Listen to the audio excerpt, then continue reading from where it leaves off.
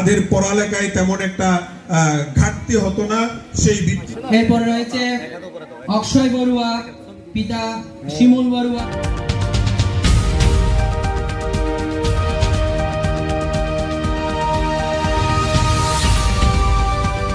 Channel Balkhali, সমগ্র বলখালি জুড়ে। সুশৃঙ্খল জীবন গঠনে ধর্মীয় শিক্ষা অপরিহার্য।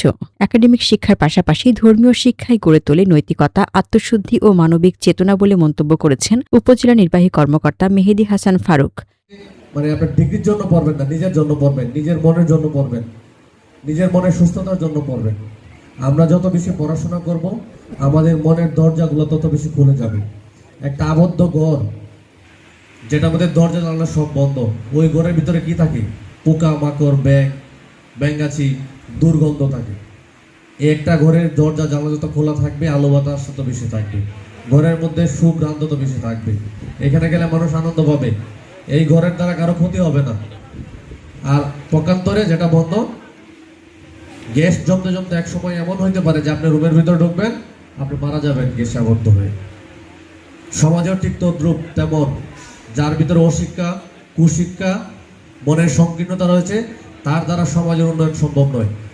শুক্রবার বিকেলে উপজেলার খরণদ্বীপ আর্যবোধি বিহার প্রাঙ্গণে বাংলাদেশ বৌদ্ধ ভিক্ষু মহাসভার সংঘনায়ক প্রয়াত ড.এস. ধর্মপাল মহাতের ধর্মীয় স্মৃতি বৃত্তি পরিষদের আয়োজনে বৃত্তি পরীক্ষা ফলাফল প্রকাশ, বৃত্তি প্রদান ও পুরস্কার বিতরণ অনুষ্ঠানে প্রধান অতিথির বক্তব্যে এসব কথা বলেন তিনি। বাংলাদেশ বৌদ্ধ কৃষ্টি প্রচার সংঘ বোয়ালখালী শাখার সভাপতি ভদন্ত বিপস্যী মহাথের সভাপতিত্বে উদ্বোধক ছিলেন শাকপুরা শ্রী শ্রী লোকনাথ আশ্রমের প্রতিষ্ঠাতা পরিচালক সাধক ডালিম বড়ুয়া। প্রধান আলোচক ছিলেন বাংলাদেশ বৌদ্ধ ভিক্ষু মহাসভার মহাসচিব অধ্যাপক সুমেধানন্দ মাহাথের। প্রধান জ্ঞাতি ছিলেন ড.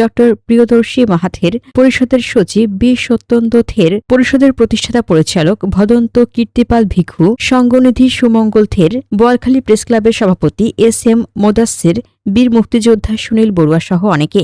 সেই ভিত্তি দিয়েই তারা তাদের পড়ালেখা চালিয়ে যেতে পারত। এইরকম অনেক ইতিহাস, অনেক নজির আমাদের মানে ইতিহাসের মধ্যে আমরা দেখি। এই তারা ধার্মিক হবে, বিনয়ী হবে, ভদ্র হবে, নম্র হবে। সুতরাং এই শিক্ষার বিকল্প কিছু নেই। সেজন্যই আমরা ভিক্ষু সংঘরা অনেক কষ্ট করে এই ধর্মীয় বৃত্তি পরীক্ষার একটি সংগঠন এলাকাতে অনেক, তার কারণ হচ্ছে সংগঠন ছাড়া মানুষ চলতে পারে না।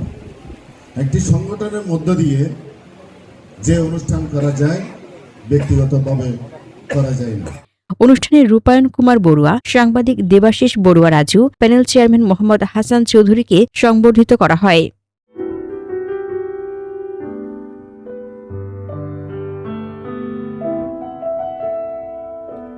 For more updates, subscribe to our channel, click the show links and enjoy watching the videos.